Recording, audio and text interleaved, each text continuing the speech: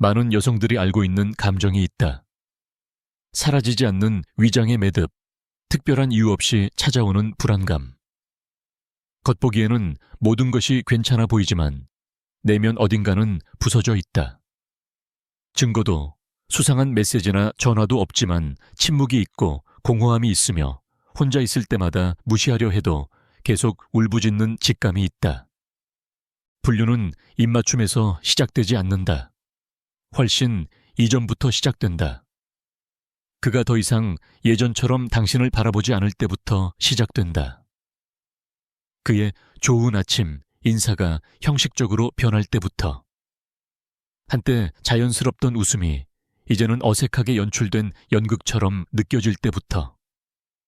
그런 작은 변화 속에서 영혼은 무언가가 끊어지고 있음을 감지하기 시작한다. 여성은 종종 숨겨진 채팅을 발견하지 않아도 뭔가 잘못되었다는 걸 안다. 왜냐하면 신체적인 배신보다 먼저 감정적인 방치가 있기 때문이다. 그리고 그 방치는 느껴진다. 마치 곁에 있는 사람이 더 이상 존재하지 않는 것처럼. 사랑하는 사람의 눈을 바라보며 자신이 더 이상 그 눈 속에 없다는 걸 깨닫는 것처럼. 여전히 물을 주고 있음에도 피지 않는 꽃처럼. 칼 윤근 말했다. 사람들은 자신의 영혼을 마주하는 것을 피하기 위해 아무리 터무니없더라도 무슨 일이든 하려고 한다고. 많은 남성들이 배신을 시작하는 것도 그런 방식이다.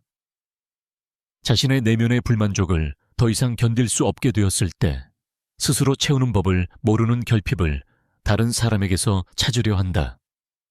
그들이 찾는 것은 사랑이 아니라 공허함을 마비시키기 위한 마취제다. 그리고 당신은 여성으로서 그것을 느낀다. 그가 더 이상 당신의 하루에 대해 묻지 않는다는 걸, 대답이 짧고 공허하다는 걸, 당신이 무사히 귀가했는지 확인조차 하지 않지만 여전히 당신이 그를 보살펴 주길 바란다는 걸. 그 감정적인 불균형이 바로 첫 번째 균열이자 당신이 주는 만큼 받지 못하고 있다는 첫 번째 신호다. 당신이 그에게 조심스럽게 묻거나 단지 눈빛으로 물었을 때 그의 태도는 달라진다. 그는 방어적으로 나오고 당신이 과민 반응을 보인다거나 망상에 빠졌다고 말한다. 바로 그 순간이 가장 미묘한 형태의 조작이 시작되는 지점이다. 당신의 직감을 경고로 듣는 대신 문제로 치부할 때 당신은 미친 것이 아니다. 당신은 깨어나고 있다. 당신은 당신의 관계 속 무언가가 더 이상 예전처럼 울리지 않는다는 걸 깨달았다. 그리고 그것은 아프다. 당연히 그렇다. 당신은 여전히 사랑의 모든 것을 걸고 있지만 그는 진실조차 걸지 않고 있기 때문이다. 감정적 분류는 조용한 배신이다. 육체적으로는 함께 있지만 감정적으로는 이미 떠나 있는 상태다. 겉으로는 아무런 흔적이 없지만 매일 조금씩 내면을 텅 비게 만든다. 그리고 그들은 종종 교묘하게 숨긴다. 업무 스트레스, 생각이 많다, 피로감을 핑계로. 그러나 그것은 육체적 피로가 아니라 감정적 거리감이다. 일상이라는 탈을 쓴 단절. 몸은 곁에 있지만 마음과 정신은 이미 떠나 있다. 이름은 있지만 유령과 사는 것과 같다. 그리고 당신은 그것을 느낀다. 여성의 직감은 사랑이 사라진 자리를 영혼이 이미 감지하고 있기 때문에 물리적인 증거가 없어도 알아챈다. 에너지, 침묵, 사라진 제스처 속에 그 감각이 있다. 더 이상 다정함이 없고 친밀함도 없다. 매일 더 차갑게 느껴지는 억지 동행만이 남아있다. 한때 집 같았던 방이 이제는 단지 자는 곳일 뿐이다. 그리고 당신은 자신을 의심하게 된다. 당신이 느끼는 감정을 의심하며 정당화할 이유를 찾으며 혹시 내가 잘못된 건 아닌가 자문하게 된다. 아니다. 잘못된 것은 당신의 직감이 아니라 한때 존재했던 연결이 지금은 끊어졌다는 사실이다. 그리고 아무도 당신이 이토록 강하게 느끼는 감정을 무효화할 권리는 없다. 이것이 바로 관계의 가장 외로운 시기다. 겉으로는 아직 배신이 드러나지 않았지만 감정적 부재는 이미 존재하는 상태. 당신은 여전히 싸우고 있지만 그는 오래전에 이미 포기한 싸움이다. 현재가 당신을 지탱해주지 않기에 과거의 추억에 매달리게 되는 시간. 당신은 혼자가 아니다. 당신이 느끼는 것을 느끼는 것이 잘못된 것이 아니다. 당신은 자각하고 있다. 당신은 보기 시작했다. 그리고 비록 보는 것이 아프지만 진실은 거짓 속에 사는 것보다 훨씬 더 자유롭다. 왜냐하면 진실은 아무리 고통스럽더라도 자기 기만보다 언제나 더 친절하기 때문이다. 자신의 직감을 듣는 여성은 자신의 진실을 향해 나아가기 시작한다. 그리고 진실은 아무리 불편하더라도 자유를 향한 첫 걸음이다. 왜냐하면 누구도 반쯤 사랑받을 자격은 없고 관심이나 존재, 애정, 존중을 구걸할 자격도 없기 때문이다. 당신이 느끼는 것을 믿어라. 사랑이 더 이상 울리지 않는다면 아마도 그것은 더 이상 사랑이 아니다. 분류는 두 육체가 뒤엉키는 순간이 아니라 감정이 닫히고 자동 조정 모드로 전환될 때 시작된다. 그는 여전히 곁에 있지만 더 이상 진정으로는 함께 있지 않다. 대화를 나누는 대신 반응하고, 듣는 대신 고개를 끄덕이고, 당신을 보는 대신 마치 당신을 보는 것 같지만 사실은 보고 있지 않다. 그리고 당신은 그 감정적 정전을 느낀다. 마치 사랑이 살았던 집의 불이 꺼진 것처럼. 많은 이들은 불륜이 갑작스러운 유혹이나 약한 순간의 결과라고 생각하지만 실제로 그것은 대부분 점진적인 과정이다. 소리 없이 연결이 끊어지며 시작되는 느린 내부 붕괴, 매일 당신을 선택하지 않기로 한 감정적 결정. 그것은 아주 천천히 일어나는 방치이며 소음은 없지만 깊은 상처를 남긴다. 칼 융은 그림자라는 개념을 이야기했다. 우리가 우리 안에서 부정하고 억누르며 직면하지 않는 모든 것들. 남성이 자신의 그림자, 공허함, 지루함, 좌절에 대해 책임지지 않을 때 그것을 내면에서 직면하는 대신 외부로 투사하게 된다. 그는 자신이 결핍이라고 느끼는 것을 찾아 나서기 시작하지만 사실 그가 결핍한 것은 또 다른 여성이 아니라 자기 자신이다. 자기 자신을 만나지 못한 사람은 반드시 타인 속에서 길을 잃게 되어 있다. 분류는 그가 더 이상 무언가가 부서졌다는 사실을 말할 용기를 가지지 못할 때 시작된다. 그는 진실을 마주하기보다 역할놀이를 계속하려 하며 영혼은 이미 탈출구를 찾고 있는데도 관성으로 머무른다. 문제는 그가 멀어지는 것뿐만 아니라 종종 겉으로는 모든 것이 괜찮은 척한다는 데 있다. 그의 제스처에는 감정이 없다.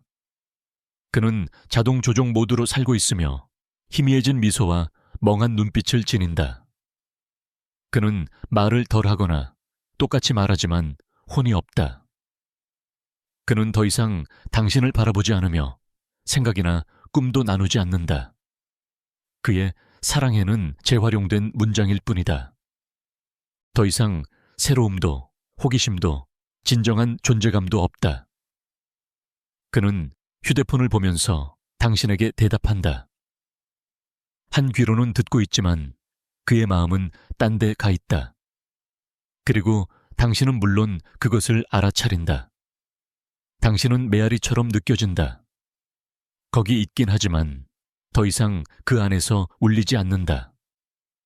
그가 더 이상 당신과 함께 웃지 않을 때, 한때 공유했던 유머가 사라질 때, 자발성이 일상이 될 때, 그와 함께 있을 때가 혼자 있을 때보다 더 외롭다고 느끼게 되는 순간을 당신은 안다. 그것이 가장 아픈 배신이다. 눈으로는 볼 수 없지만 매일 느껴지는 배신. 몸은 남아있지만 영혼은 떠난 상태. 여기 있어 라는 말이 아무 의미도 없는 순간. 그리고 어느 순간부터는 신체 접촉조차 달라진다. 더 이상 애무는 없고 혹은 섹스는 있지만 영혼이 없다. 그것 또한 신호다. 친밀함은 단지 육체의 결합이 아니라 감정적 연결의 가장 순수한 표현이기 때문이다. 그 유대가 끊어지면 몸도 그것을 반영한다. 그는 신체적으로 당신을 피하거나 사랑이 없는 상태를 열정의 번뜩임으로 감추려는 듯한 이상한 강도로 다가온다. 마치 안에서 무너진 것을 이야기하지 않기 위해 욕망을 핑계 삼는 것처럼. 그리고 이 모든 일이 벌어지는 동안 당신은 여전히 그가 돌아오기를, 더 인간적이고 더 관심을 보였던 그 예전의 모습을 기다리고 있다. 하지만 그 모습은 이미 사라졌다. 그는 당신에게 말도 없이 내면의 외부 여행을 시작했기 때문이다. 이것 또한 배신의 한 형태다. 경고 없이 떠나는 것, 작별 없이 버리는 것, 움직이지 않으면서도 사라지는 것. 그리고 그 여행은 종종 사소한 것들로 시작된다. 그를 칭찬하는 누군가와의 대화, 무해해 보이는 SNS상의 교류, 별 의미 없어 보이는 메시지들. 하지만 그것들은 분명 의미가 있다. 그것들은 내면의 단절이 외부로 드러나기 시작하는 첫 단계다. 왜냐하면 무언가를 숨기기 시작할 때 그는 이미 관계에서 한 발을 뺀 것이다. 비록 그의 몸은 여전히 당신 옆에서 잠들고 있을지라도 모든 비밀은 당신들 사이에 닫힌 문 하나다. 받아들이기 어렵지만 반드시 필요한 진실이다. 수많은 여성들이 이미 파트너의 영혼 안에서 죽은 관계를 되살리려 하며 삶의 몇 년을 허비한다. 그녀들은 버티고 노력하고 변명하고 스스로를 탓하지만 사실 그는 이미 떠나기로 결정한 상태다. 단지 말할 용기가 없을 뿐이다. 왜냐하면 말하는 순간 책임을 져야 하기 때문이다. 그리고 많은 남성들은 자신의 감정적 비겁함을 마주하는 대신 당신이 죄책감을 느끼도록 만들기를 택한다. 이 지점에서 자기 기만은 당신의 가장 큰 적이 된다. 왜냐하면 당신은 보고 싶지 않기 때문이다. 조용한 방치를 정면으로 마주하는 건 너무 고통스럽기 때문이다. 여전히 그는 바뀌길, 돌아오길 바라고 있기 때문이다. 하지만 진실은 이렇다. 남자가 배신을 시작할 때 그는 먼저 마음과 에너지에서 시작한다. 몸은 마지막에야 떠난다. 배신은 영혼에서 시작해 침대에서 끝난다. 끝난다. 그리고 이것이 당신이 가장 분명히 이해해야 할 점이다. 당신은 그의 불륜의 원인이 아니다. 당신이 완벽하지 않았든 실수를 했든 그것은 중요하지 않다. 자신의 좌절을 다루지 못한다고 해서 누군가가 당신의 신뢰를 배신할 권리는 없다. 감정적으로 성숙한 남자는 대화를 나누고 책임을 지고 진실을 마주한다. 그는 당신이 여전히 온 마음을 주고 있을 때 비겁하게 다른 이의 품에 도망가지 않는다. 불륜은 영혼에서 시작된다. 왜냐하면 감정적으로 충실하지 않기로 한 첫 결정이 거기에서 일어나기 때문이다. 왜냐하면 충실함이란 단지 다른 사람과 자지 않는 것을 의미하지 않는다. 충실함은 유대감을 돌보고 함께 있고 당신을 선택하고 소통하고 감정적 약속을 지키는 것이다. 그가 그것을 멈췄을 때 배신은 이미 시작된 것이다. 아직 다른 여자가 없더라도 그가 여전히 당신 곁에 누워있더라도 진정한 충실함은 의도에서 나타난다. 물리적 증거의 부재가 아니다. 그러니 당신이 무언가가 깨졌다고 느낀다면 아마도 실제로 깨진 것이다. 당신이 관계 속에서 외롭다고 느낀다면 그가 이미 감정적으로 떠났기 때문일 수도 있다. 그리고 그 사실을 빨리 인식할수록 당신은 더 빨리 결정할 수 있다. 부스러기를 기다릴 것인지 아니면 당신의 존엄을 되찾고 평화를 선택할 것인지. 왜냐하면 당신은 사랑을 구걸하기 위해 태어난 것이 아니라 사랑을 온전히 살아가기 위해 태어난 사람이기 때문이다. 이건 마법이 아니다. 망상이 아니다. 이것은 감지다. 몸은 마음이 이해하기도 전에 먼저 그것을 느낀다. 그리고 남자가 감정적으로나 육체적으로 불충실해지기 시작하면 그는 흔적을 남긴다. 들키고 싶어서가 아니라 그의 에너지가 더 이상 거짓을 유지할 수 없기 때문이다. 모든 경우가 다르더라도 거의 모든 사례에서 반복되는 패턴, 행동들이 있다. 그리고 그것을 낭만화하거나 변명하지 않고 명확하게 바라본다면 모든 것이 눈앞에 있었다는 것을 알게 된다. 당신의 직감은 당신의 눈이 아직 볼 준비가 되지 않은 것을 속삭인다. 일상 혹은 스트레스로 가장된 감정적 부재를. 모든 것은 그가 떠나지 않고 사라질 때 시작된다. 그는 더 이상 듣지 않고, 더 이상 당신을 찾지 않고, 더 이상 관심을 보이지 않는다. 그의 반응은 차갑거나 회피적이다. 너무 피곤해. 생각할 게 많아. 기분이 별로야. 늘 핑계는 있다. 하지만 진실은 그의 에너지가 더 이상 당신과 함께하지 않는 것이다. 그는 물러나기 시작한다. 자신의 감정을 공유하지 않고 하루가 어땠는지 말하지 않으며 당신의 기분조차 묻지 않는다. 그는 이제 당신을 연인보다는 동거인처럼 대한다. 당신이 가까이 가려 하면 보이지 않는 벽에 부딪힌다. 그는 일상의 뒤에 숨어있는 감정적 유령이 된다. 집은 그대로고 식사는 준비되지만 관계의 영혼은 사라졌다. 그리고 나서 디지털 비밀과 방어적 행동이 나타난다. 예전에는 아무렇지 않게 놓여있던 핸드폰이 이제는 핵무기처럼 지켜진다. 비밀번호를 바꾸고 화면을 아래로 뒤집어 놓고 화장실에도 들고 간다. 당신이 누가 메시지 보냈어? 같은 무해한 질문을 해도 그의 반응은 과도하다. 왜 궁금한데? 날 의심하는 거야? 질투쟁이 같아. 그 과잉 반응 속에 진실이 있다. 숨길 게 없다면 화낼 이유도 없다. 하지만 이중 감정 생활이 시작되고 병행되는 대화가 진행되면 연극은 시작된다. 그는 당신의 직감에 따라 행동했을 뿐인데 당신을 침해자처럼 느끼게 만든다. 심지어 당신을 불안정하다고 비난할지도 모른다. 하지만 실제로 신뢰를 깨뜨리는 사람은 바로 그다. 그리고 그것이 바로 감정적 학대다. 자신의 행동을 책임지지 않기 위해 당신의 감정을 왜곡하는 것. 성적인 친밀감의 변화. 침대는 거짓말하지 않는다. 차가워질 수도 있고 반대로 지나치게 격렬해질 수도 있다. 양극단 모두가 신호다. 죄책감에 휩싸인 일부 남성은 갑작스럽고 극적인 섹스로 그 배신을 덮으려 한다. 마치 내부의 배신을 열정으로 무마하려는 듯. 다른 이들은 아예 단절된다. 더 이상 당신을 만지지도 원하지도 느끼지도 않는다. 그의 손길조차 달라진다.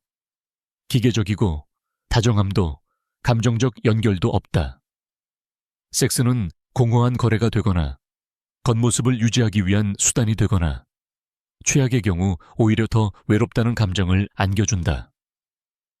진심으로 느껴지지 않은 채 만져지는 것보다 더 파괴적인 일은 없다. 불필요한 말다툼과 의미 없는 갈등. 그는 사소한 말 한마디, 제스처, 작은 실수 하나에도 시비를 건다. 모든 것이 다툼의 이유가 된다. 왜냐하면 그는 멀어지기 위한 핑계가 필요하기 때문이다. 그는 자신의 거리감을 정당화할 이유가 필요하다. 당신을 악역으로 만들면 자신이 더 나은 것을 찾아도 된다고 스스로를 납득시킬 수 있다. 이것을 투사라고 한다. 그는 자신이 하고 있는 일을 당신에게 덮어씌우고 인정하고 싶지 않은 것을 당신 탓으로 돌리며 당신을 독한 사람, 과장된 사람, 이해하지 못하는 사람으로 만든다. 그리고 당신이 평화를 유지하려고 지칠 정도로 애쓰는 동안 그는 당신을 문제의 원인으로 자신을 피해자로 만드는 서사를 구축한다. 심지어는 일부러 갈등을 유발해 충돌을 만들기도 한다. 끊임없는 갈등은 그에게 감정적 단절을 정당화할 내부의 핑계를 제공해준다. 자신의 배신을 마주하는 대신 그는 당신을 참을 수 없는 사람처럼 보이게 만든다. 그는 미래 계획에서 당신을 지운다. 예전에는 함께 여행하자고 말하던 그가 이제는 혼자 계획을 세운다. 우리였던 말들이 이제는 나로 바뀐다.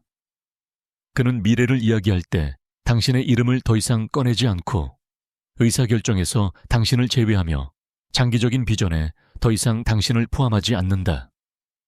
그리고 당신은 그것을 느낀다. 그의 꿈에서 당신이 점점 사라지고 있다는 걸 본다. 함께 세웠던 목표들이 사라지고 공동의 길은 무너지고 더 이상 미래에 대한 대화가 없다. 당신이 그 이야기를 꺼내면 그는 화제를 돌리거나 짜증을 내거나 피한다. 왜냐하면 그의 마음속에서는 비록 입 밖으로 내지 않았지만 당신은 이미 그의 이야기에서 제외되어 있기 때문이다. 그는 책임을 전가하고 감정적으로 당신을 조종하기 시작한다. 이것이 가장 잔인한 부분이다. 그는 당신이 의심하는 것을 두고 당신이 잘못됐다고 느끼게 만든다. 당신이 상상하고 있다거나 당신의 불안이 관계를 깨고 있다고 말한다. 그는 당신의 인식을 왜곡하기 시작한다. 그리고 다음과 같은 말들로 당신의 무장을 해제한다. 왜 항상 최악의 상황만 생각해? 나를 조금도 믿을 수 없어. 이 모든 걸 망치고 있는 건 너야. 너 요즘 미쳐가는 것 같아. 그리고 점점 당신의 직감은 목소리를 잃기 시작한다. 당신은 당신의 감정을 믿을 수 없게 된다. 어쩌면 과민 반응일지도 모른다고 생각하게 된다. 당신은 침묵하게 된다. 의심하게 된다. 지쳐버린다. 그리고 그 침묵 속에서 그는 점점 더 깊숙이 배신으로 들어간다. 가장 슬픈 점은 많은 여성들이 감정적 학대에 적응한다는 것이다. 그것이 일시적이길 바라면서 그가 예전의 모습으로 돌아가길 기대하면서. 하지만 그 예전의 그는 이미 사라졌다. 당신의 직감은 당신 영혼의 레이더다. 뭔가 달라졌다고 느껴진다면 실제로 그런 것이다. 사진이나 메시지, 목격자가 필요하지 않다. 가장 깊은 배신은 눈으로 보이지 않는다. 영혼으로 느껴진다. 더 이상 같은 진동을 하지 않는 몸에서, 이유 없는 슬픔에서, 자연스럽지 않은 웃음에서, 한때 집처럼 느껴졌던 사람의 빈 시선에서. 이러한 신호 중 하나라도 느껴진다면 외면하지 말아야 한다. 당신을 아프게 하는 것을 정상화하지 마라. 당신의 빛을 어둡게 만드는 것을 정당화하지 마라. 진정한 충실함은 느낄 수 있는 것이다. 그리고 그것이 사라졌을 때도 당신은 그것을 느낄 수 있다. 왜냐하면 결국 칼 윤기 말했듯이 당신이 저항하는 것은 지속된다. 당신이 이미 알고 있는 진실을 외면하는 것은 단지 고통을 연장할 뿐이다. 많은 관계에서 어느 순간 당신은 현실을 보고 있는 건지 상상하고 있는 건지 알 수 없게 된다. 내면 깊숙한 곳에서 비명이 나오지만 외부에서는 모두가 당신이 과민 반응을 하고 있다고, 미쳤다고, 모든 걸 망치고 있다고 말한다. 그 순간이 감정적 조작의 진원지다. 그는 이미 떠나기 시작했지만 그것을 인정하길 거부한다. 그는 이미 감정적으로 단절되었지만 악역이 되기는 싫어한다. 그래서 그는 무엇을 하는가?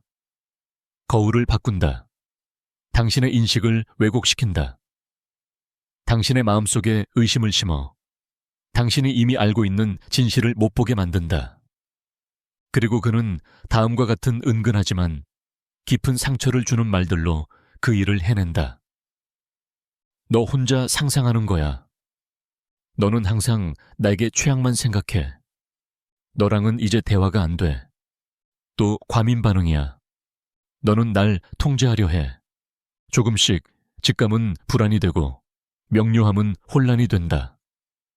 그리고 당신은 당신의 감정에 대해 사과하게 된다. 불편함을 피하려고 침묵하게 된다. 감정을 마치 잘못된 것처럼 숨기게 된다. 이러한 조작에는 이름이 있다. 가스라이팅. 그것은 당신이 당신의 현실을 의심하게 만드는 감정적 학대의 한 형태다. 그는 당신을 비이성적이라고 믿게 만든다. 하지만 진실은 당신은 직관적이라는 것이다. 이것은 심리적인 왜곡이며 당신의 자신감을 약화시키고 내면의 목소리를 흐리게 만든다. 그리고 가장 흔한 방식은 회피다. 그는 대화를 피하고 멀어지며 단절된다. 당신이 그를 마주하면 그는 진심이나 취약함이 아닌 무관심, 냉소 혹은 분노로 반응한다. 예시, 당신이 말한다. 당신이 멀어진 것 같아. 그는 대답한다. 또 시작이네. 내 드라마. 당신이 말한다. 그 여자 앞에서 행동하는 방식이 불편해. 그는 말한다. 이제 누구랑도 말 못하게 하려는 거야? 당신이 말한다. 나 외로워. 그는 대답한다. 넌 항상 불평만 해. 이런 방식으로 당신이 감정을 표현할 때마다 그는 그것을 공격으로 바꾼다. 당신이 다가가려고 할 때마다 그는 냉소나 냉정함으로 대응한다. 결국 당신은 침묵을 배우게 된다. 무관심을 정상처럼 받아들이게 된다. 그리고 점점 내가 정말 너무 예민한가? 라고 믿게 된다. 하지만 당신은 그렇지 않다. 당신은 느끼고 있을 뿐이다. 그리고 그것은 충분히 정당하다. 감정을 가졌다는 이유로, 질문을 했다는 이유로, 명확함을 바랐다는 이유로 당신을 죄책감에 빠뜨리게 해서는 안 된다. 칼 융은 말했다. 누구도 빛나는 형상을 상상함으로써 깨달음을 얻지 않는다. 진짜 깨달음은 어둠을 의식화할 때 시작된다. 그리고 바로 이것이 이런 조작이 막으려는 것이다. 당신이 그가 만들고 있는 어둠을 인식하게 되는 것, 그를 진실로 마주하는 것. 그래서 그는 당신이 의심하게 만들어야만 한다. 그래서 그는 당신이 문제라고 믿게 만들어야만 한다. 또 하나의 흔한 전략은 침묵 속 비교이다. 그는 갑자기 다른 여성들의 이야기를 꺼낸다. 누군가는 자신을 더 잘 이해해주고 판단 없이 들어준다고 말한다. 그는 이런 말을 솔직한 대화를 열기 위해서가 아니라 당신을 작게 만들고 자존감을 약화시키며 당신이 더 이상 충분하지 않다고 믿게 하기 위해서 한다. 그는 심지어 당신의 불안을 이용해 놀리기도 한다. 요즘 너무 예민해졌어. 너 많이 변했어. 예전 같지 않아. 그냥 농담이었잖아. 그렇게 굴지 마. 그러자 당신은 자신을 바꾸기 시작한다. 그를 만족시키기 위해 자신을 불편하게 하는 것들을 숨기고 더 열심히 노력하며 자신을 줄이기 시작한다. 그를 잃지 않기 위해. 하지만 바로 그때 당신은 그를 더 잃고 자신까지 잃게 된다. 왜냐하면 감정적 조작은 해결을 위한 것이 아니다. 통제를 위한 것이다.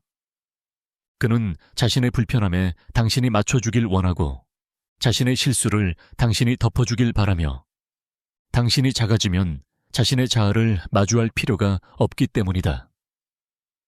그리고 가장 위험한 점은 그가 이 모든 것을 겉으로는 차분하게 한다는 것이다. 고함도 폭력도 없다. 하지만 그의 몸짓, 침묵, 태도는 당신을 내면에서 무너뜨린다. 그 고통은 눈에 보이지 않기에 더 진짜이고 더 아프다. 당신 외에는 아무도 알아채지 못하기에. 당신은 안다. 이제는 말을 꺼내는 것도 방해받기 일쑤고 울면 죄책감이 들며 이건 나에게 상처가 돼 라고 말하면 드라마 좀 그만해 라는 말을 듣는다. 그리고 누군가 무슨 일이야 라고 물었을 때 당신은 뭐라고 설명해야 할지도 모르겠다. 극적인 장면도 없고 명백한 증거도 없고 드러난 갈등도 없지만 매일같이 자존감이 침식되고 감정적 안정감이 무너지고 있기 때문이다. 그렇다면 이제 질문은 하나다. 이 상황을 언제까지 허용할 것인가? 당신은 자신을 의심하라고 태어난 존재가 아니다. 당신은 인정받기 위해 애원하라고 태어난 존재가 아니다. 당신은 누군가가 당신을 진심으로 사랑할 줄 모를 때마다 당신의 직감을 침묵시키기 위해 태어난 존재가 아니다. 불편한 대화조차 감당하지 못하는 남자라면 그는 진짜 관계를 준비하지 않은 것이다. 책임을 지는 대신 조작을 택하는 남자라면 그는 감정적으로 미성숙한 것이다. 당신의 명료함을 문제로 만드는 남자라면 그가 바로 문제다. 기억하라. 진짜 사랑은 당신의 가치를 의심하게 만들지 않는다. 당신을 침묵시키지 않는다. 당신을 축소시키지 않는다. 당신을 혼란스럽게 하지 않는다. 만약 당신이 있는 관계 속에서 평화보다 의심이 많고 신뢰보다 불안이 많고 사랑보다 두려움이 많다면 그건 사랑이 아니라 조작으로 유지되는 감정적 의존이다. 오늘이 당신의 목소리를 되찾는 날이다. 다시 당신의 감각을 신뢰하라. 당신이 느끼는 것을 존중하라. 다른 누구도 이해하지 않더라도. 왜냐하면 당신은 이미 알고 있기 때문이다. 그리고 그걸로 충분하다. 의식 있는 여성은 물리적 증거가 없어도 이미 영혼으로 방치를 느낀다. 영혼은 거짓말을 하지 않는다. 단지 무시당하는 것에 지친다. 모든 고통스러운 이야기에는 한순간이 온다. 그녀가 더 이상 기다리지 않는 순간, 더 이상 설명을 구하지 않고, 더 이상 증거를 찾지 않는다. 그녀는 단지 깨어난다. 그리고 그 깨달음은 아프다. 왜냐하면 단지 그가 더 이상 당신을 사랑하지 않는 것을 받아들이는 것만이 아니라 당신 스스로를 버렸다는 사실도 받아들여야 하기 때문이다. 그가 떠난 후에도 당신은 머물렀고 당신만이 그 유대를 지키기 위해 싸웠다는 것까지. 하지만 그 아픔은 깊지만 신성한 것이다. 그것은 당신의 재탄생의 시작이기 때문이다. 자신을 떠나는 것은 이기심이 아니라 감정적 생존이다. 관심, 진실, 존중을 애원해야만 유지되는 관계는 사랑이 아니다. 그건 의존이며 희망으로 위장된 두려움일 뿐이다.